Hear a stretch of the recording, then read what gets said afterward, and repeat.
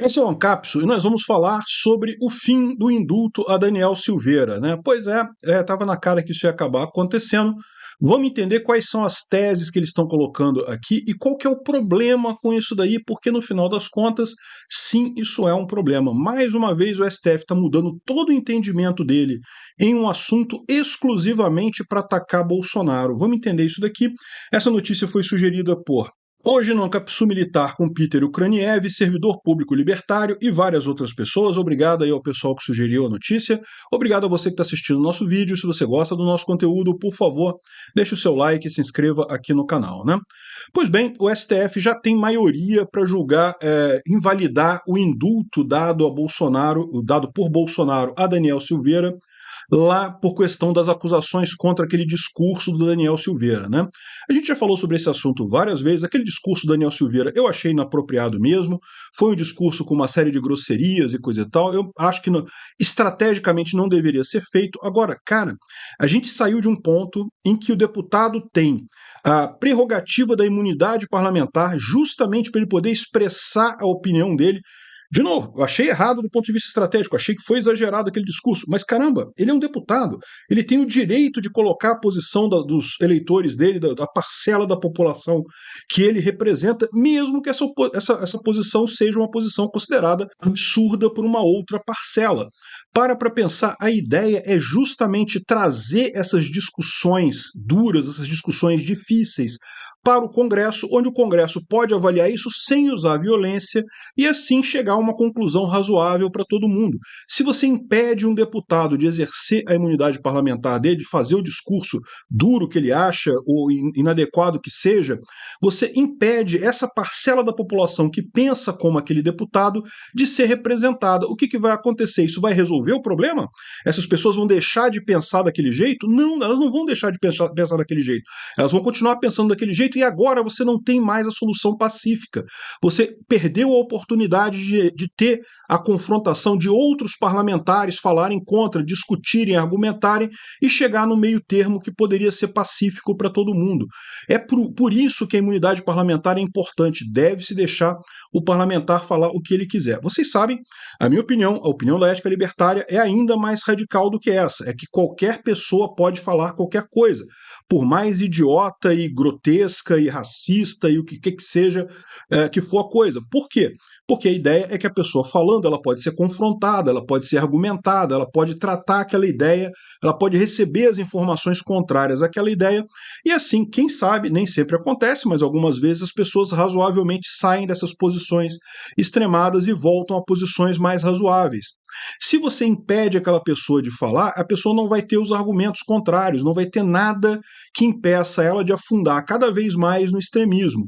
Então, a liberdade de expressão é uma coisa muito importante. O fato dele ter sido condenado a 9 anos de cadeia, sendo um parlamentar, tendo imunidade parlamentar, por causa de um discurso, por causa de palavras, eu acho um absurdo completo aquele julgamento do STF. Mas aí, o STF proferiu a sentença de 9 anos de cadeia para ele e o Bolsonaro deu um indulto, que está na Constituição, é direito do presidente dar indulto nesse caso, a pessoa condenada, né? E ele fez isso, fez uso dessa prerrogativa, e agora o STF está dizendo que, na verdade, aquilo ali foi um desvio de função, porque o objetivo de Bolsonaro ali era atacar o STF.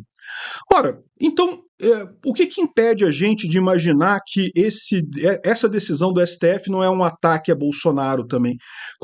Percebe a lógica? Ou seja, se é uma coisa puramente por questão ideológica, por que você não pode entender a própria condenação do Daniel Silveira como um ataque do judiciário ao legislativo, né? Porque foi isso que aconteceu. Os parlamentares têm imunidade parlamentar justamente para poder falar o que quiser.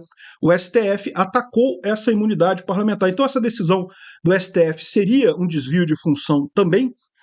Percebe como é que o argumento não fecha nisso daí, né? O que eles estão acusando a outra parte de fazer é basicamente o mesmo que eles estão fazendo, né? E parece que já está a maioria formada para anular o decreto, ou seja, o Daniel Silveira muito provavelmente vai ser preso, e daí você tem uma coisa que é a continuidade da campanha contra Bolsonaro, que eu estou chamando aqui.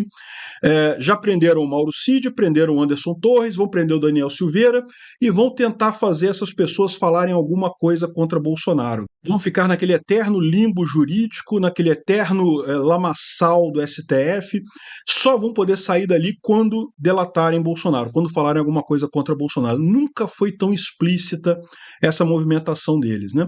O Daniel Silveira, eu nem me preocupo tanto porque ele não é um cara próximo do Bolsonaro. Então, assim, se ele tiver alguma coisa contra Bolsonaro, vai ser alguma coisa muito incidental. Eu fico mais preocupado com o Mauro Cid e com o Anderson Torres. Mas o caminho aqui é o mesmo. Eles querem punir o cara e querem dar um jeito de forçar ele a falar alguma coisa contra Bolsonaro de forma a aliviar a pena dele, né? Um absurdo completo isso. Sinceramente, o STF está passando de todos os limites nesse negócio, mas fazer o quê, né? Isso começou lá atrás, e quando começou essa ideia do STF de julgar por princípios, de ignorar o que está escrito na Constituição e julgar por princípios, a coisa descambou totalmente desde então. Olha só o que está dizendo aqui. Ó. Esse aqui foi o voto do Mendonça, do André Mendonça, que justamente divergiu do voto do relator, dizendo aqui, ó, há uma prerrogativa ao presidente da República prevista na Constituição Federal de conceder graça e indulto a quem seja condenado por crime.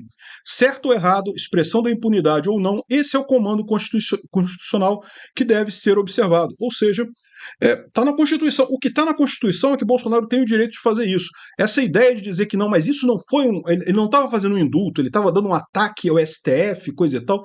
Como? Que lógica é essa? Então, quer dizer, e o STF não está dando um ataque agora a Bolsonaro, não ao Executivo? Está fazendo um ataque ao Executivo, sim, porque está limitando agora a possibilidade de indulto daqui para frente, a possibilidade de graça daqui para frente. Não foi um ataque ao Legislativo quando o STF condenou o Daniel Silveira, um deputado eleito? E que história é essa? Né? E aí que tá, eles partem para esse negócio. Né? E outra coisa que o pessoal fala assim, não, mas é uma coisa política, ele está fazendo isso politicamente porque o Daniel Silveira é amigo dele. Não, olha só, existe já jurisprudência dizendo, ó, por emandar do Executivo, o indulto tem inafastavelmente o viés político e ideológico do seu chefe. Isso é natural e decorre da orientação política e ideológica legítima pela Constituição, ou seja, a Constituição fala que o indulto é para isso mesmo, é para a questão política, eleitoral e coisa e tal, para aliados do presidente.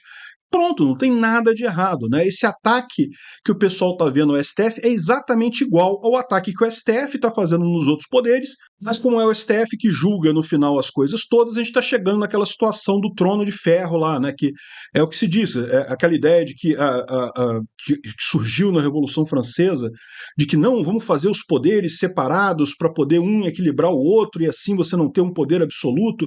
Isso é pura ilusão, já se falava naquela época e fica cada vez mais claro agora. Uma hora um poder vai sobressair sobre os outros e vai acabar incorporando os outros. E é isso que você vê em todas as ditaduras que surgem por aí. O judiciário acaba fazendo esse tipo de coisa, é o que está acontecendo aqui no Brasil. Estamos chegando numa ditadura do judiciário. Votar para quê? O pessoal já falou, não, se o Congresso não aprovar a PL das fake news, nós aqui no STF vamos fazer a nossa regulamentação. Para que tu vai perder tempo indo votar? Para quê? Que diferença vai fazer? O STF vai decidir mesmo tudo que eles quiserem decidir? Obrigado por assistir o vídeo até o final. Além de curtir, compartilhar e se inscrever no canal, considere se tornar patrocinador com valores a partir de R$ 1,99. Clique no botão Seja Membro abaixo para saber as condições e vantagens de patrocinar o canal. Mais informações sobre o nosso projeto, visite nossos sites indicados na tela.